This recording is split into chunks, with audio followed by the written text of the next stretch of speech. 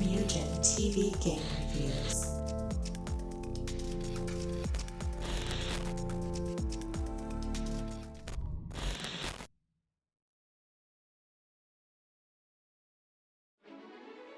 2020 marks Xenoblade Chronicles 2's 3-year anniversary with nearly 2 million units sold. This game proves that it's no longer a niche series and definitely deserves to be recognized as a JRPG giant among the rest.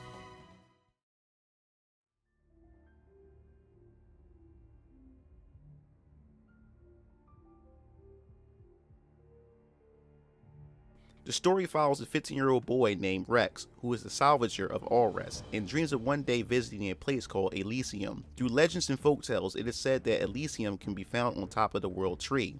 His wish finally comes true when he's hired by a group of mysterious figures who needs Rex to use his salvaging skills in order to gain access to a sunken titan that is said to have something of importance to them. There he meets Nia, and who is accompanied by her blade named Dromark. He eventually stumbles upon a mysterious woman encased alongside her blade known as the Aegis. Not knowing what he's gotten himself into, he is now killed by the people who hired him to begin with. But all is not lost. He wakes up in a place that looks like Elysium and is greeted by an Aegis named Pyra.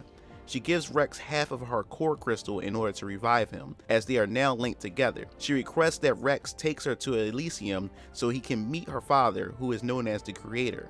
Rex wakes up with newfound abilities and sets off on a journey to the World Tree. The story to this game on the surface may sound simplistic, but I won't spoil any other plot points because the story definitely unfolds into something much bigger and more complex, to the point that it's invigorated my passion for JRPGs once again.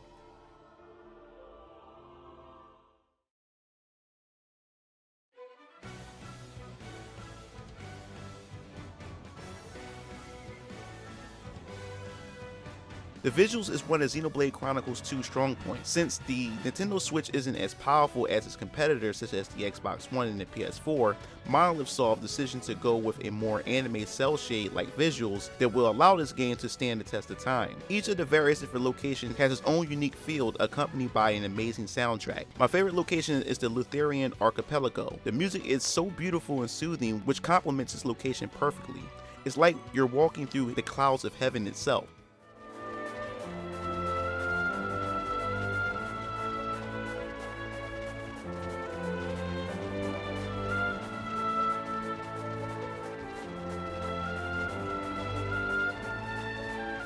The exaggerated expressions of each character really helps drive the narrative and motivation of each character. Specifically, each cutscene you feel what the characters are trying to express to one another. I often find myself feeling emotions of sadness during tragic moments and anger when a specific antagonist does something heartless. The only real gripe I have is the game's inconsistent performance in terms of its frame rate. The game runs at 30 frames per second and occasionally dips to 25 to 20 frames when too much stuff is happening on the screen at once. Overall, I believe that it's something that won't ruin your complete experience with the game.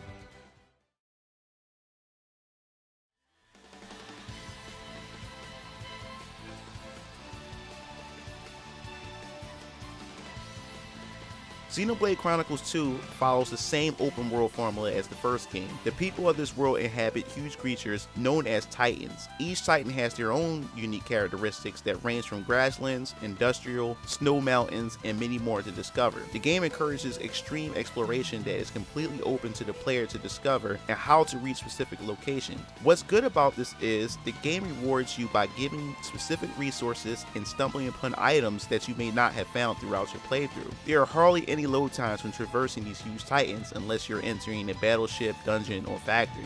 Like most massive open world games, questing is essential to Xenoblade Chronicles 2 gameplay, so strap up because there are a ton of quests to be found in this game. There are NPCs littered throughout towns, dungeons, and open fields who are waiting for you to help them with whatever task that needs to be undergone. Luckily, there's a quest book that allows you to keep tabs on what quests are completed or have yet to be completed. If you're a completionist, then you will be happy to know that you have your work cut out for you because there is a lot to digest here.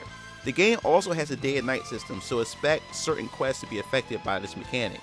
Resource management is another key gameplay component to Xenoblade Chronicles 2. The materials can be exchanged for other items at shops and even quests, which grants you rare items and blades that will help you along the way. Another interesting mechanic is salvaging. Xenoblade Chronicles 2 take advantage of Rex's salvaging capabilities that allows players to dive beneath the surface to find rare items and resources. Depending on your inputs, it affects what Rex will find during his salvaging ventures. Cylinders also help increases your chances of finding rare goods during your salvaging adventure. Xenoblade Chronicles 2 combat is where the game shines most. There's a lot to digest here. At the beginning of the game, its combat seems really slow and not much involved. But as you progress through the game's chapters, the game continues to throw more mechanics to expand on the combat. In order to explain how it works, you need to understand the lore behind drivers and blades. In Xenoblade Chronicles 2, individuals who come into contact with a core crystal will awaken a being known as a blade. Each blade has their own unique characteristics and personality. The individual who awakens the blade are known as the driver. The blade themselves come with a weapon that represents their physical power. The driver uses their weapon in combat, and the blade shares their power with their driver. It's the bond between the blade and the driver which makes them strong. Each party member has their own special blades specifically suited for them, while on the other hand, you can find core crystals through exploration, questing, and story-specific core crystals given to you throughout the story progress. Once you find a core crystal, you can select which party member can awaken the core crystal. The way this mechanic works is like a gacha system or opening a booster pack from a trading card game. What class of blade you awaken is random. The blade classes ranges from sword, disc, cannons, katanas, knuckles, and more. Once a party member is awakening a blade, it's forever attached to them and can't be given to any other player unless you have a specific item to remove them. There are common blades, rare blades, and legendary blades. The common blades are generic black and white looking sentient beings equipped with a weapon of a specific element, while rare and legendary blades are given a special cinematic upon awakening them. One of the rarest blades of them all is none other than Cosmos herself, which is a 1% chance of awakening her. You have to see some of the reaction videos of players luckily awakening her on YouTube. I think it's quite unique and I think it's quite hype and exciting. As mentioned before, blades are beings with personality, and what's unique about this is that the rare blades oftentimes come with story quests of their own in order to get a bit of a backstory of their character. Some blades can only be earned through questing, which is more of an incentive for you to go out and start questing. Not only that, blades also have special abilities that aid in exploration, like translating ancient texts, opening locked doors, and more. But let's talk about the combat. As you progress through the game, you can equip up to 3 blades at a time. You can switch between the blades to chain attacks to increase damage. Depending on what blade you have equipped, you can level up your blade to level 3 to unleash a much more powerful attack if the conditions are met. To get a level 4, the driver and blade must be in close proximity to one another to unleash a cinematic attack. Understanding the elements of each enemy and utilizing different elements of your party's blades is only the tip of the iceberg when it comes to the complex combat system. There are literally videos upon videos on how to be most effective in Xenoblade Chronicles 2 combat system. It would be too much to explain in this review. The combat is auto attack, where your party automatically attacks while you press specific buttons assigned to your blade's special ability. Blades that you aren't using, you can send them on special mercenary missions which allow them to gain specific abilities and bring back resources for your party. Each character has their own skill tree along with their blades.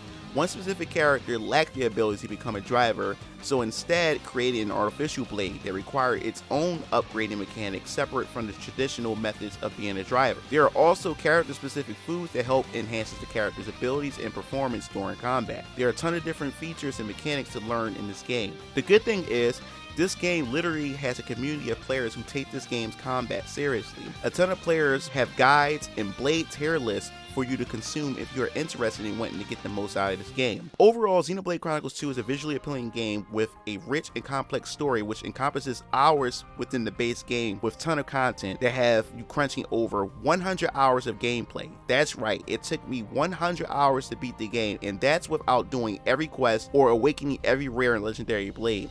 Despite the occasional frame rate dip, hard to read map, and sometimes cringy English dub, There's a ton to enjoy here. I give this game an 8 out of 10.